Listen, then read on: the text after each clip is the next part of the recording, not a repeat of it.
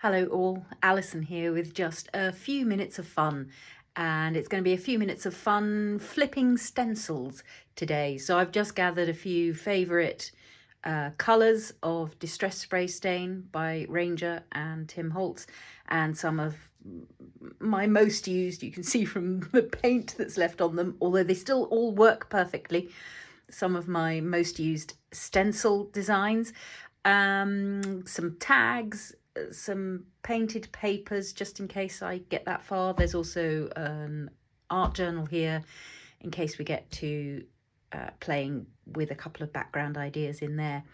So it's a very simple technique today. I'm sure you'll have met it before. I'm just inviting you along as I have a little play with a few minutes of fun. So I'm going to clear the decks. I've got a large sheet of, it's a giant sketchbook. I would usually do lots of spraying in my little box to contain the spray, but I think I'm fine with this background paper. It'll probably be nice and decorative by the time I've finished. So let me clear the decks and we'll get started. Spraying through a stencil is really one of the quickest ways to create a background. It couldn't be easier. And I always have several tags around when I'm doing it so that I can make the most of any extra spray that is getting around the place. Simple as, a couple of colours here. I've got Vintage Photo and Broken China, Pumice Stone. There's other blues and browns and greens hanging around because those are the colours that are happening outside in the countryside right now. It's a slow transition out of winter here in the wilds of the Czech Republic. But there is a kind of sense of spring in the air. And so these are the colours. Yes, there's still quite a lot of mud around, but you are starting to get that sense of green on the trees. So the main point of the few minutes of fun today is the idea that when I've sprayed, I've got ink now sitting on this stencil here, which I just flip it over, place it down on the tag next door, which is why I always have lots of them sitting around. If you don't want to get your fingers too mucky, press down with some paper towel, picking up the spare ink, and there you've got immediately two contrasting backgrounds that'll mix and match, do very beautifully. I didn't position this brilliantly along this edge, but I can do some inking or I can stick some washi tape down that side. So in the simplest possible way, I've got myself two backgrounds to play with, and if you know my work, you know I love working with pairs and series, and there'll be a really lovely way to play with flip and contrast. There's probably enough on here to give me a secondary printing. It might be an idea to give it just a little spritz with some water, just to make sure there's enough going on. I don't mind that drip, that's all good. It's a messy, fun playtime. A few minutes of fun, that's all. And so this might give me, even better than pairs, I love working with trios. So there you go, 1, 2, 3, literally seconds. I'm going to let those dry by themselves. I could dry with a heat tool, but I'm going to move on to playing with another stencil, another batch of colours. I don't mind if this gets mucky on the back. I told you this paper was going to get pretty. Let's try something a little more organic, maybe. Well, look. If we're hoping spring is coming, how's about this one? Little bits of blossom. So for this, I might go with a gentle green. Let's try the bit of bundled sage coming kind of through the middle there. And again, I really don't mind. I've got that quite close, but I'm enjoying that arrival of the colours over there. This is a bit of Salvaged Patina. Couple of spritzes, missed, and Speckled Egg, which is a favourite. So this will be gentle springtime blues and greens. And again, look at all that luscious ink on there. So I'm just going to flip that over. I don't have to do a full stamping of the whole tag with this side, just as I don't have to do a full spraying with the other. So I'm going to go with the top half on that tag, grab another tag and use up the bottom half of the ink. Pressing down, you can see I've already given up on the paper towel. So I've got those there, and I'm pretty sure there's another whole stamping of this available in a paler version.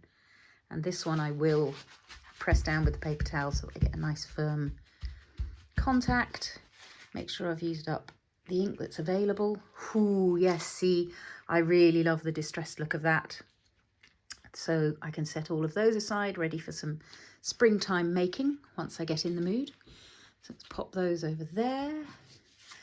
And you'll see these are inks, so they're always going to wash off. If you're using paint through a stencil, then it's really important to get it into water straight away so that that paint doesn't dry on there in a way that's going to spoil the design of the stencil. But these are inky, so as long as I don't want to use that stencil again straight away, I can pop it to one side and it'll wash off at any time. I love my fingers too, hopefully. Let's show you that maybe not on a tag, but over a bit of painted paper. Let's do another one.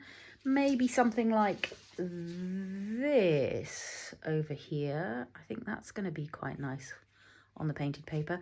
And this is a way I very often do, excuse me, journal pages. So let's take some blue and I'll give myself in one corner a little bit of colour going on there, and you can see I'm trying not to cover the whole tag this time. Might take a little bit of peeled paint. That's the kind of not acid green, bright green, kind of nice spring green. So I've got a little bit of stencil texture coming through that corner. See this big blotchy bit up here? If I don't want that all straight lined, I just get in there straight away with a bit of water and let it run away. And then I'm going to flip this and use that in the top corner. So again, it's a question of a balancing act to create just that nice sense of printing. And I'm sure there's some more in there, so I will just continue to print with the stencil ink until I'm enjoying that page a lot. That really was fun. So again, I'm going to set it aside to dry. Running out of places to put things to dry now. Just trying to keep and look at this background paper that's coming up. And let's just have a look at that properly in action on, for instance, a journal page. So flip to a fresh page.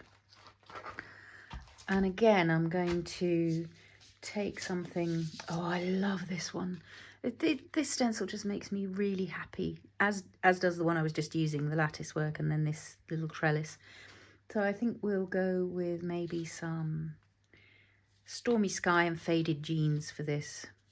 So again, I'm just going to go around the corner of that. Where did my Faded Jeans go? There it is. Just to give me a little extra. Oh, lots of straight lines, you see? So kind of straight.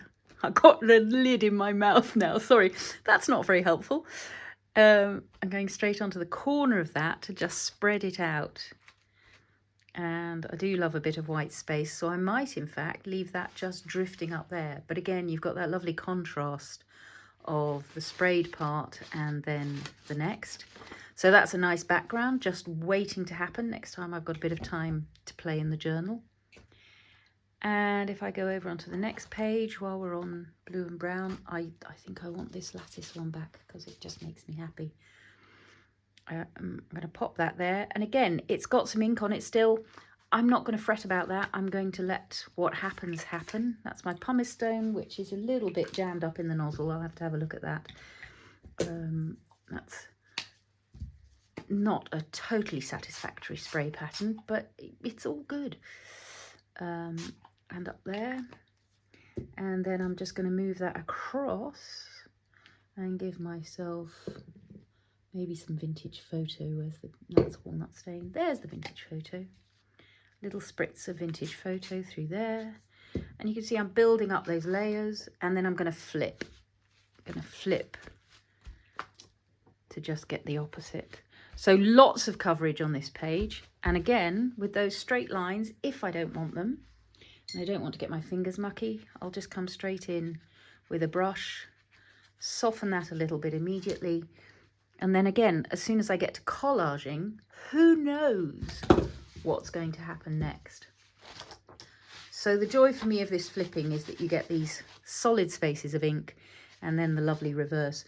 One thing to watch out for, just as a final minute of fun, If you're using something like words or numbers, then obviously when you flip, they're going to reverse. They're not going to be normal numbers any longer. So just watch out for that. Again, I kind of like that. I think that has a delicious randomness to it. And so instead of numbers, they become patterns. So to just show you exactly what I mean by that, let's maybe take some mowed lawn through here. That'd be nice. That's a very bright green. And maybe mix that with some broken china. I'm going to have a big stripe through there. So straight away, I'm going to get the brush in and just soften it.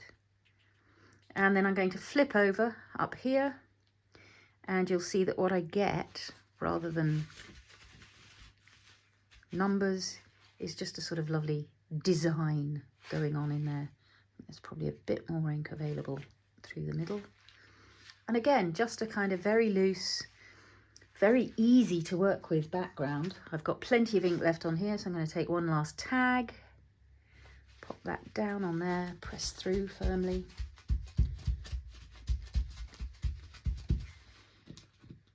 And there we go. So yeah, a lovely random design on that tag, and it really doesn't matter whether they're numbers or what they are. It's a little mixed media background to just have a little play with.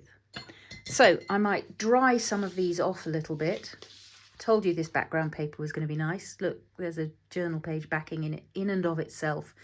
And actually those straight lines have a delicious graphic presence to them. I'll dry these off so that I can give you a little montage right at the very end to show you what we ended up with. But seriously, it's seconds of work to create really interesting, fun, easy backgrounds over which I can layer.